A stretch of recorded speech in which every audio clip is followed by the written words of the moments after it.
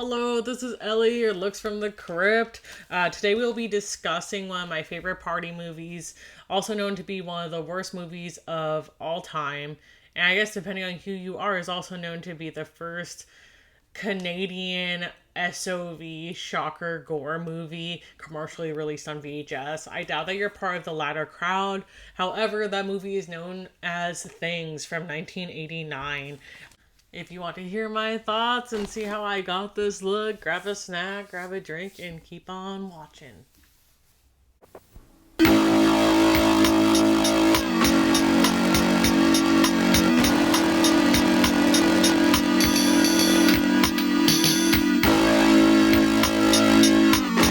Hey, Susan. Vader to the skull.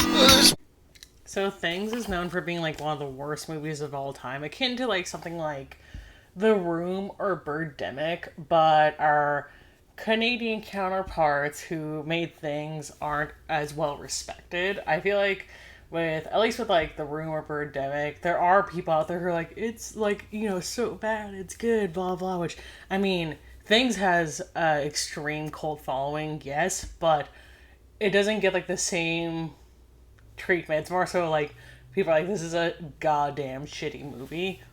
This is 100% a movie I put on for like a laugh, to not really necessarily have to watch something, but like I'll look up and be entertained. It's super surreal.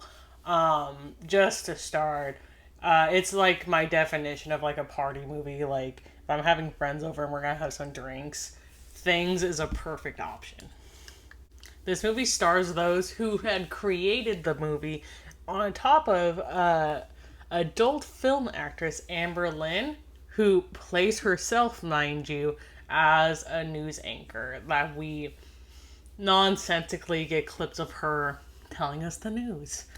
I wonder if this is like the precursor to like Naked News, like, but nobody wants to admit that this is where they got the idea from. Just to start out, this is how I'm going to present you the characters, since there's no really defining way to. There is Dawn. There is Fred. There is Doug. There is Susan. And there is Dr. Lucas. So we open up the movie with some sort of weird, like, demon sex situation. Like, I don't really know. This woman, like, has, like, a devil mask on and is, like, getting nude. And Doug comes up and is like, will you have my baby? And then she starts getting undressed and she's like, I've already had your baby. Anyways, this is just a dream. Luckily, I was not ready for that sort of adult scenario, especially after my last review of Sorry Mama Dolls. I can go without weird sex stuff for quite some time now. This dream acts like some sort of premonition, believe it or not. Also, I just want to note, I've never watched this movie very critically before, until I decided I wanted to review it. Before, I would just be like, oh, I'm going to have a couple beers and, hang out with some friends, let's watch this, laugh, just be bullshitting in between. So I'm just like, god damn. Now I have, like, that much of an insight to it. So Doug wakes up, this is a premonition for what's about to come, and then he goes to go aid his pregnant wife, Susan. And then we cut to these jackasses, Dawn and Fred, who show up at Doug's home. Party, party, party. Naturally, Dawn and Fred make themselves at home by, just grabbing a couple beers out of the fridge. Dawn puts his freezer in the jacket, normal shit. And then while he's there, he pulls out a tape recorder out of the freezer. What's that, a book? Horror of 1,000 ugly, brutal cuts. A recorder in the freezer. Hey, let's try this thing. They act like this is going to be like a plot device. It's not. So if I had actually watched this movie, like, watched it the first time I viewed it, maybe I would have thought that this was going to be like an Evil Dead ripoff or something, because, well, there's this scene. Done. You better turn it off. I think I'm being possessed.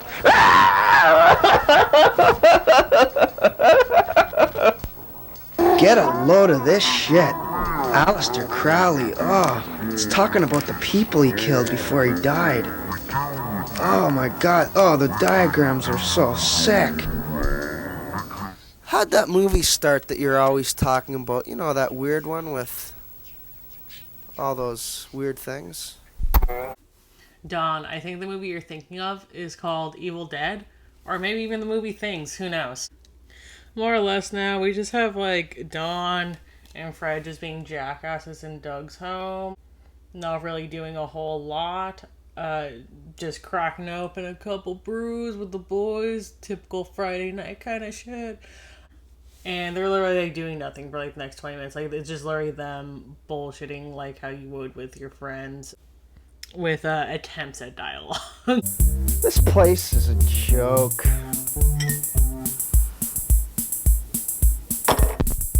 Pretty creepy up here. Why don't you put something on TV? There's an idea. They get the Bestiality Network up here. You can get stations from Texas and New York, underground stations, death, murder, violence. Some programs have been off the air for years. Some of the stations, he doesn't know where they're coming from. I'm from the Lively generation, so I understand the appeal of the Bestiality channel. I can't really talk too much shit, considering I come from the generation of people that watch people die on the internet.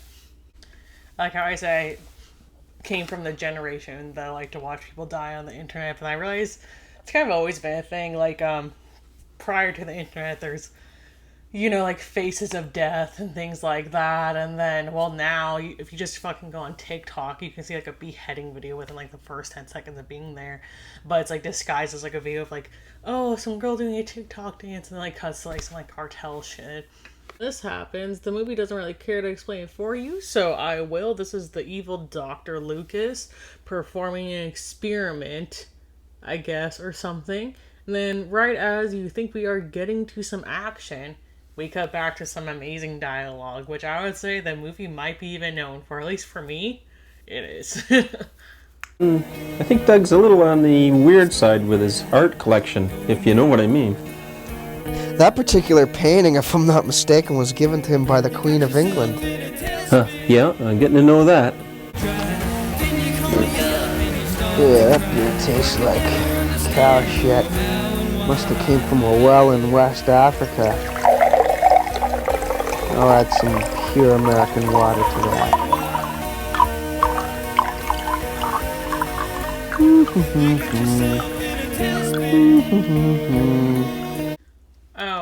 I don't know how I didn't already bring this up, but right now would be a great time to mention that the movie is entirely overdubbed.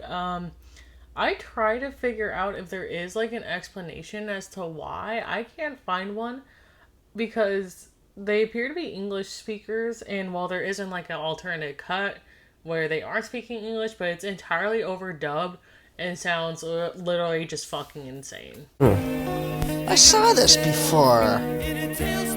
What a bunch of trash. This company puts out the cheapest crap I've ever seen. Look. Reliving old memories. This is stupid. I'm scared. So cheap it's supposed to be a ghost.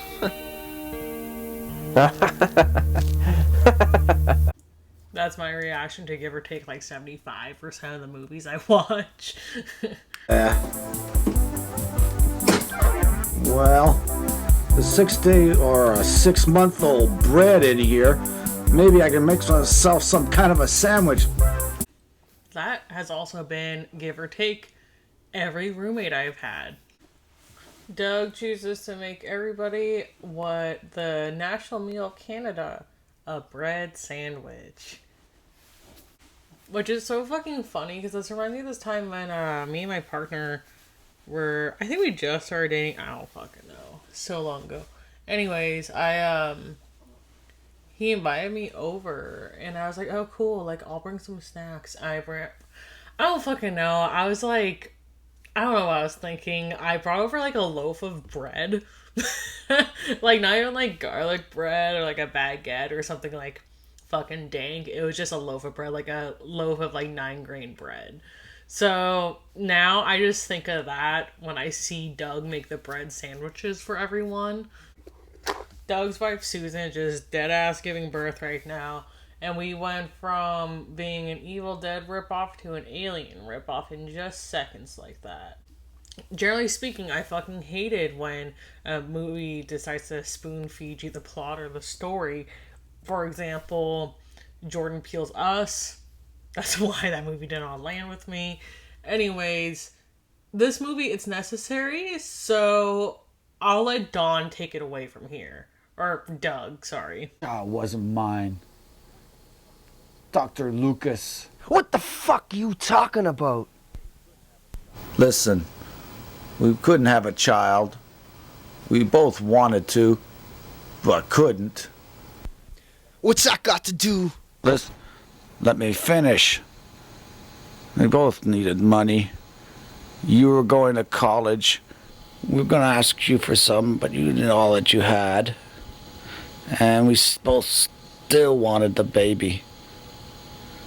Dr. Lucas found a way to artificially impregnate her. Something went wrong. I'll say. Shut up! You let this jerk experiment on Susan? Jesus fucking Christ.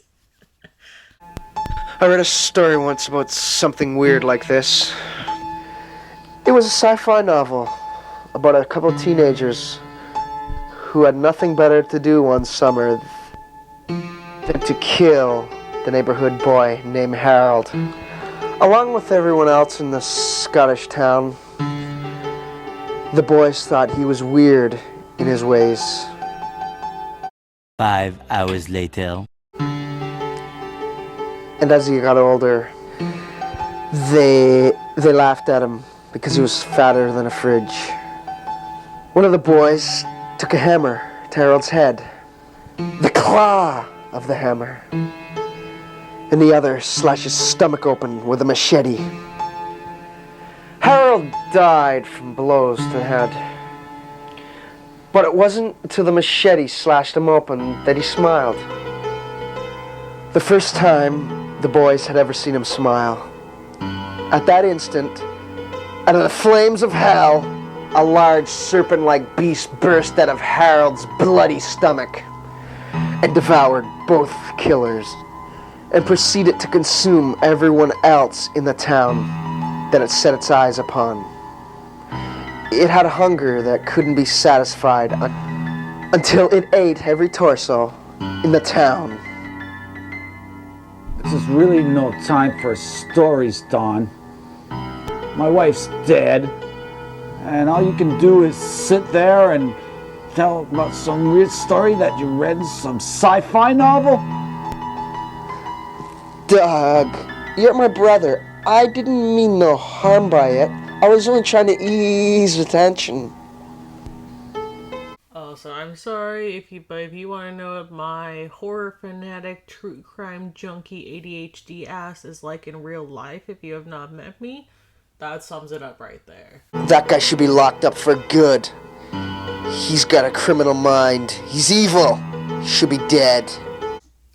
Also, not gonna lie, that's fucking me. Anytime somebody crosses me, he should be fucking dead. Meanwhile, Amber Lynn gives us some small insight. Once again, I don't really, understand these scenes, but that's okay. It mildly helps, but then, I still got a fucking explanation that, Dawn and Fred had been missing for, 14 days at this point. What the fuck? Where's Fred? I think he went into the third, fourth, and fifth dimension. It looks like he got sucked into that mouse hole. I think I know what happened. What? Spontaneous combustion. I read about this crap. I was gonna say, I think that's fucking why I love this movie so much, is because, that's fucking me. I identify with, Dawn's, annoying ass, I'm just trying to fucking drink some beers, and I'm, full of just stupid, irrelevant ass information I'm trying to bring up anytime I can. That's pretty disgusting stuff you nailed on your basement door. Our niece did that before we tortured and ate her. Wait, who? When? We tortured who? Susan? Is that who we're talking about? That's like the thing about this movie. So like I feel like at times it's actually trying to be funny, like on purpose. But just because of how fucking like weird and wild it is to begin with, like it's really hard to like read a joke, like especially in that dry of a manner. Now that Fred is in another dimension, Susan is dead, yada yada yada, all sorts of exciting shit. Instead of being useful, we just have Dawn and Doug being jackasses and drinking. Ah, they're like spiders in a haunted house. Dude, are they not? His deadass looks like some like fucking shit from like Spirit Halloween. Like, nah. And since Doug is knocked out now, we're just gonna fucking rock out to this shit for a little bit while Dawn fixes the electricity. I better watch myself. I'm not very good at electricity things. Doug is then attacked as he tries to take a couple swigs of whiskey. I'm gonna have to cauterize this. I have to mend your hand together. This is gonna hurt me a lot more than it's gonna hurt you. I know it's gonna hurt. Just... I learned this up at camp. Oh, the blood is just dripping like maple syrup. Sir, I do not think you are qualified, but by all means, go off. Ah, yes, Fred is back, wielding a chainsaw just like Ash from The Evil Dead. I am very glad to see that he did not actually spontaneously combust or enter another dimension like how Dawn suspected. Reasonably so, you have to admit. Yet, I feel like I either entered another dimension or spontaneously combusted while watching this film. The blood in this place, it's unbelievable.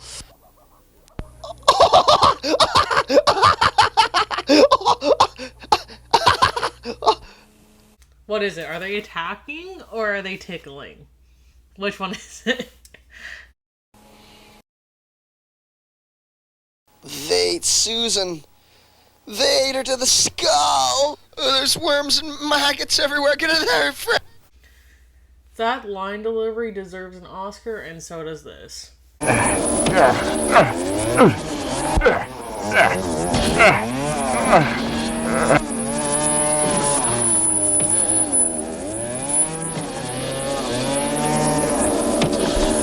of there, Fred. Get out. You're surely gonna die. Get out. Ah! Dr. Lucas shows up for a well visit on Susan, but everybody's dead. Hello? Come to pay a social visit. How's Susan feeling? Social visit. Susan, what the fuck are you talking about? I'm Dr. Lucas, down from Grizzly Flats.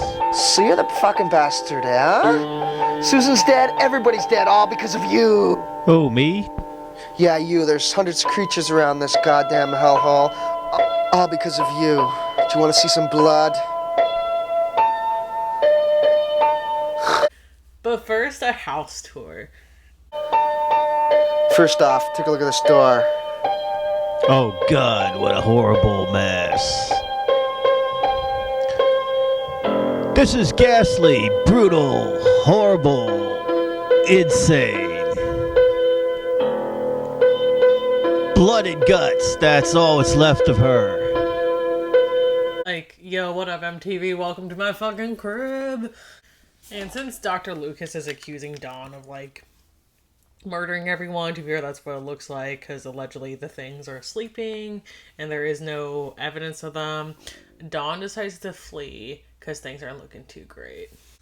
So Dawn is running through the Canadian forest, screaming for help as he comes along a, stranger who just seems to be passing by, who's willing to help him. And then he's like, oh, well, why don't you see Dr. Lucas about this? And then he's like, no, And then the stranger suggests that this all might be a dream. As we close, Dr. Lucas is now a zombie, question mark. I don't fucking know. Maybe we're reeling back to the Evil Dead thing.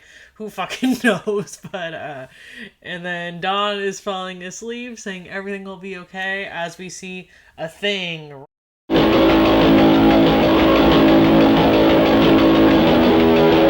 going to start by saying I fucking love the ending, that title card that says you have just experienced things, because like I don't know, I would say that's fucking true. Like, I didn't watch a movie, I went through an experience, which I feel that way often, but like there's just some movies where I'm just like, you know.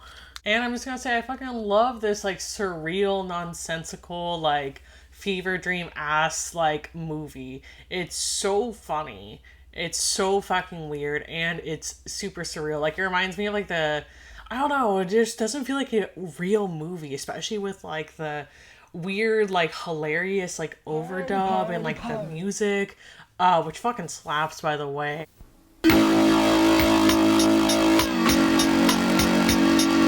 On top of just like the way the things look and the sound that the things make.